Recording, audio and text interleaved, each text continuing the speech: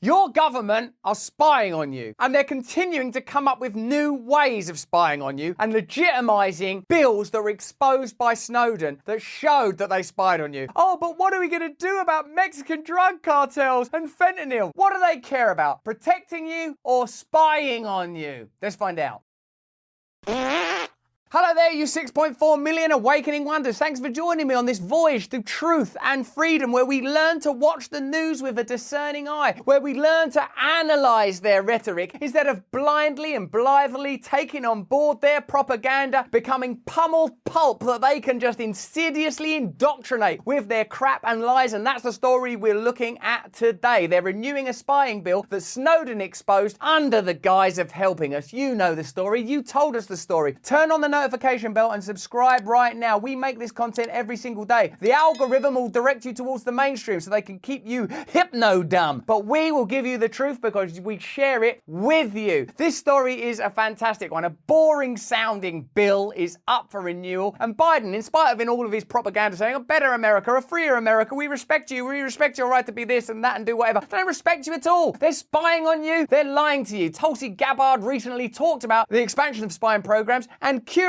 for all their attacks on TikTok and TikTok spying on you, or the Chinese government using TikTok to spy on you, the Biden administration themselves are pumping money into TikTok to influence you. So do they hate TikTok or do they want to control TikTok? Do they hate drug cartels or do they want to use drug cartels to spy on you? Let's get into it together. Joe Biden has recruited an army of TikTok influencers to win over Gen Z voters during his 2024 re-election run. The president's digital strategy team is connecting with social media celebrities and offering them their own briefing room in the White House. So if you see young people enthusiastically endorsing Biden, now you know why. It comes as the Biden administration has endorsed the Restrict Act, a bill which proposes a total ban or severe restrictions to the reach and power of the Chinese-owned TikTok. So they're happy to use TikTok, but they don't want their opponents, even within the Democrat Party, using TikTok. They're banning a whole bunch of pro-Marianne Williamson TikTok accounts as she's campaigning for leadership of the Democrat Party and doing very well on TikTok. This is from Tim Cox. TikTok moderators have banned at least two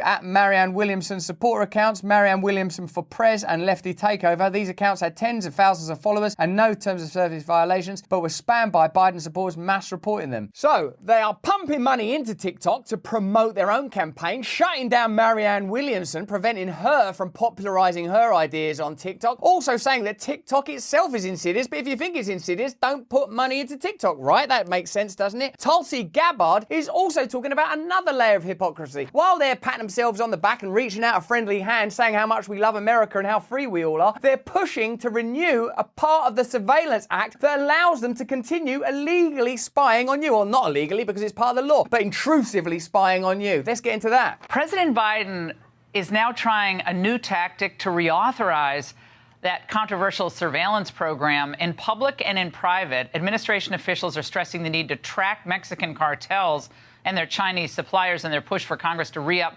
FISA, Section 702, specifically before it expires at the end of the year. What I see when I see them doing this is they have declared the war against terrorism to be over, which was the reason that Section 702 and the secret FISA court was put in place in the first place, along with the Patriot Act, that we've shown, has been abusing our civil liberties and privacy for so long. For a moment, pull back and have a macro look at the trajectory of recent American politics. There are often strikes, terrorist strikes, tragedies, travesties that are used to underwrite new legislation that will ultimately impede and impair you and your life. After the 9/11 attacks, which were an atrocity, the Patriot Act is introduced. Then we have the COVID pandemic, and my God, I've heard some crazy things about that lately. But ultimately, it was used to introduce regulation, legislation, pro-censorship, anti-free speech laws. And now what we're having is the American drug cartels being pushed to the forefront of your mind so that you're sort of softened up to the idea that we need to continue to surveil. But just pay attention. Who are they surveilling really? Who are they actually spying on? But they say the war on terrorism is over. And so now who's the bad guy that they have to use as an excuse to continue to abuse their power and violate our rights and civil liberties? They're exposing themselves and their own hunger for power and how much they don't care about the Constitution. They don't care about civil liberties. They don't care about the American people and our rights. It's all about themselves and their own corruption. And Tulsi, Republicans who are thinking of reauthorizing that, it's usually the establishment Bush types. So what's your message for them tonight? Remember the oath that you took. When you entered that office, you swore an oath to the Constitution. That means something, and you need to uphold that oath to the American people. When you do things like this in the name of so-called national security, and you go against that oath, you go against the civil liberties of the American people, doesn't matter how much lip service you give to freedom and democracy and civil liberties, your action and your vote is what actually counts, and we are watching. I think we're at a point now where we recognise that oaths are meaningless and that we live in a layer of rhetoric and language that's completely uprooted from any principles or values. No one will be surprised if people talk about freedom and democracy, then legislate for less freedom. That kind of hypocrisy, something that we have all become somewhat inured to. Let me know in the chat if you agree. The Biden administration is leaning into a politically potent issue, fentanyl trafficking from Mexico, to convince lawmakers to reauthorize a controversial George W. Bush-era surveillance program before it expires at the end of the year. Even the fentanyl crisis, which is a result of irresponsibility in the pharmaceutical industry that wouldn't have happened without all of the donations and lobbying money that the Democrat Party and the Republican Party both received. That crisis wouldn't have happened with proper regulation and proper legislation. It would have been stopped. You wouldn't be able to lie. You wouldn't be able to get away with that kind of stuff. Well, after you take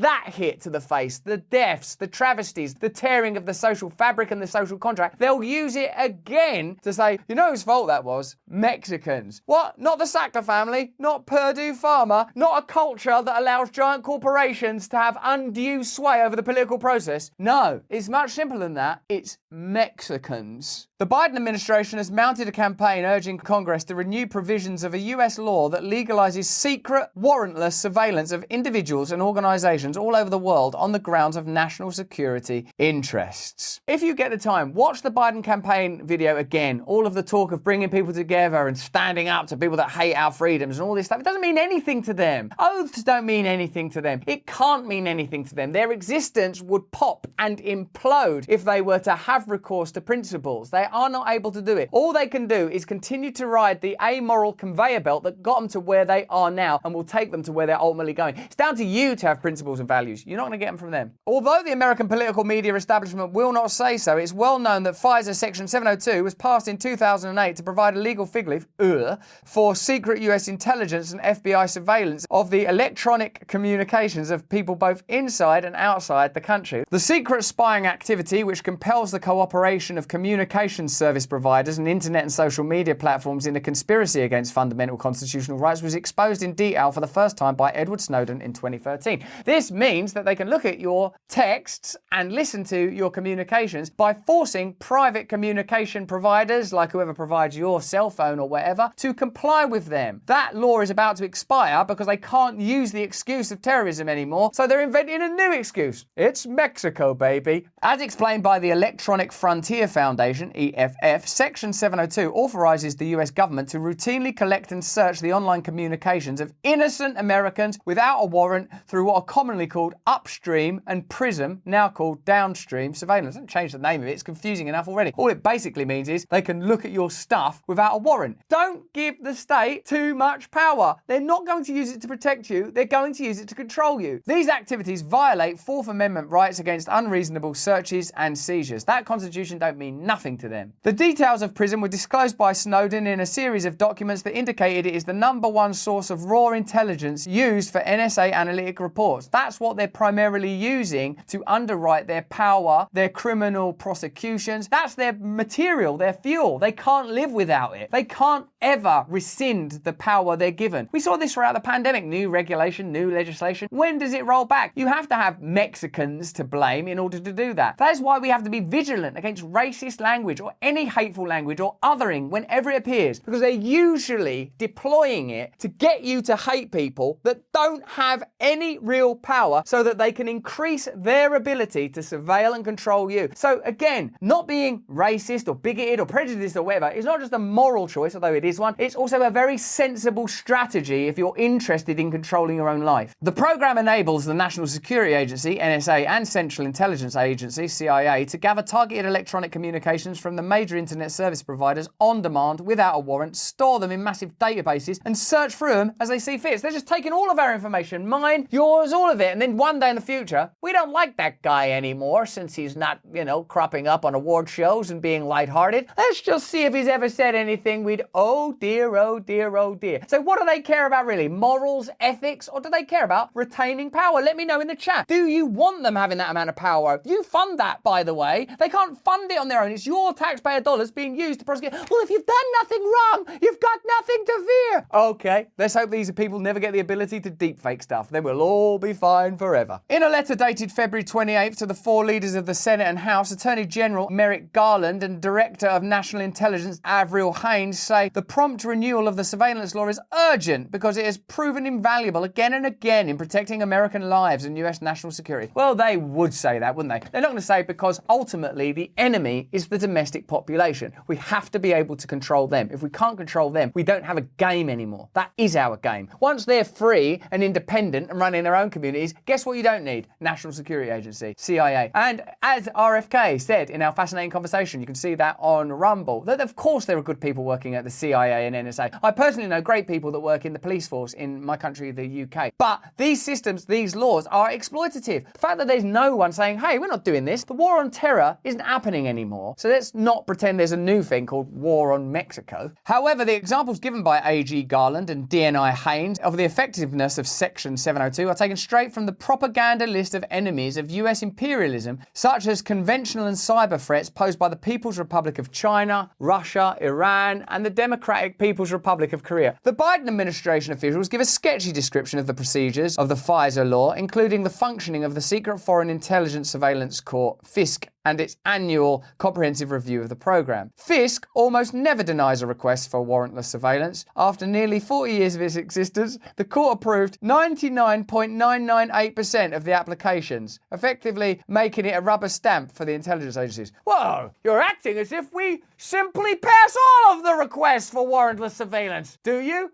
No, there were two over the 40-year history that we didn't. Did you just make them yourselves so that you could say no to something? Well, I don't know. There was a Mr. Anonymous guy and a Miss Made-Up Name. And we certainly weren't about to have their privacy spied on, so don't worry. FISC has got your back. The letter goes on to say that FISC has consulted with outside advisors on multiple occasions as it exercises its rigorous and ongoing oversight of the US government's implementation of and compliance with these procedures. However, as numerous oversight and compliance reports have shown, those performing the surveillance have routinely violated the procedures of the FISA law and continue to carry out queries and electronic spying on US citizens, claiming that such crimes were an inadvertent mistake. Routinely. That means they don't have to sort of think about it anymore. Brush your teeth, comb your hair. It's like a routine of spying on you. When they get caught, hey, wait, whoa, did you do some warrantless surveillance on those people that was against the law? Oh, yeah, I must have got caught up in my routine and it was an inadvertent mistake. Like I knocked it over a glass of water with my elbow and spied on all your private data. Well, we'll get FISC onto this. Oh, well, let me see now. Yep, nope, that seems okay. Keep going. With all of this data being captured and all of these breaches, there must be a spate of people being prosecuted. No one has ever been charged or prosecuted for these violations of the US Constitution. No one. Everyone's getting spied on. No one's getting prosecuted. It's called the system. There is no doubt that the urgency behind the White House campaign for Congress to act on the renewal of Section 702 is motivated by the geostrategic aims of the Biden administration and connected with the war against Russia in Ukraine and the intensification of military provocations against China. So it's part of deep state geopolitical activity that you haven't voted for. That's why someone like Tulsi Gabbard is a good person. Even if you don't agree with her on a bunch of stuff or you've got reasons you don't like Tulsi Gabbard, she's actually saying things that would make a difference. Hey, don't renew that thing. That's making stuff worse. Same with Robert F. Kennedy I spoke to. You might not like him because you might not agree with some of his stances on a medicine or something like that, but he's actually saying things that would be a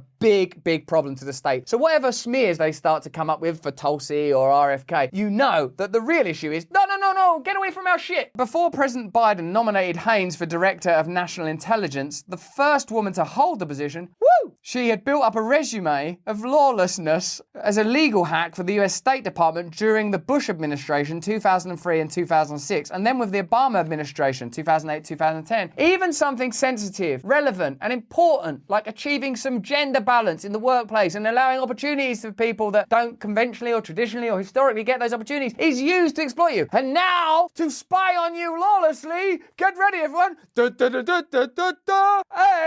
woman! Hooray! Spy away, lady! Smash that glass ceiling! Spy on me with your different genitals to the person that used to spy on me! Progress! Progress! In 2013, Haynes was selected by Obama as Deputy Director of the CIA, where in 2015 she protected the intelligence personnel involved in the hacking of the computers of Senate staffers who were writing the Intelligence Committee's report on CIA torture. Haynes played a major role in redacting the Senate report, allowing only 525 of the 6,700 pages in the document to be released to the public. Do you know, though, what was in those redacted pages of CIA torture? Well, I don't know, like evidence of CIA torturing people that if we read it would make us think, whoa, do we need the CIA if all they're doing is torturing people? No, it wasn't that at all. It was the plans for a surprise party for your birthday, and you've ruined it. You're just like your Pfizer. During her years in the CIA, Haynes worked directly with then-director John Brennan in selecting individuals for targeted drone killings. Oh my God, this is not... Okay, the good news, I suppose, is that it's feminist. What is? The droning of these targeted killings and the cover-up of CIA torture? That's feminism. That's your argument. It's the best we can do, I'm afraid. She wrote the legal policies, guidelines, and procedures for carrying out the drone attacks that resulted in the murder of innocent civilians. Nothing to worry about there, then. We're simply celebrating, fating, and doubling down on lawyers and individuals that are opposed to your freedom,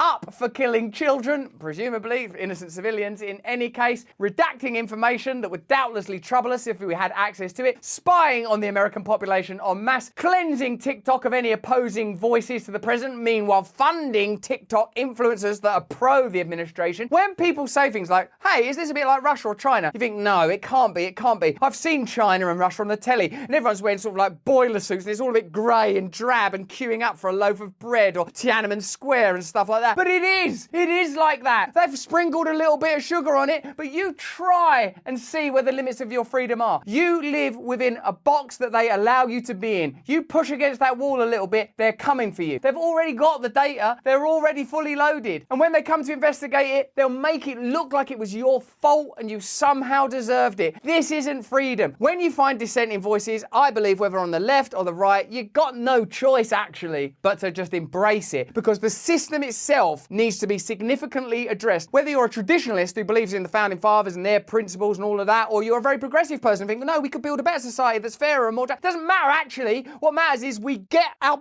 hands around the seriousness of this problem immediately and recognise that divided, we will not be able to deal with it. United, we might have a chance. But this is going to be a serious struggle. But that's just what I think. Let me know what you think in the comments and the chat. Turn on the notification bell and subscribe to our channel. We make this content every day. You know what they want you watching? They want you watching the other stuff. If you enjoyed this video, have a look at either of these. But more important than any of that, please stay free.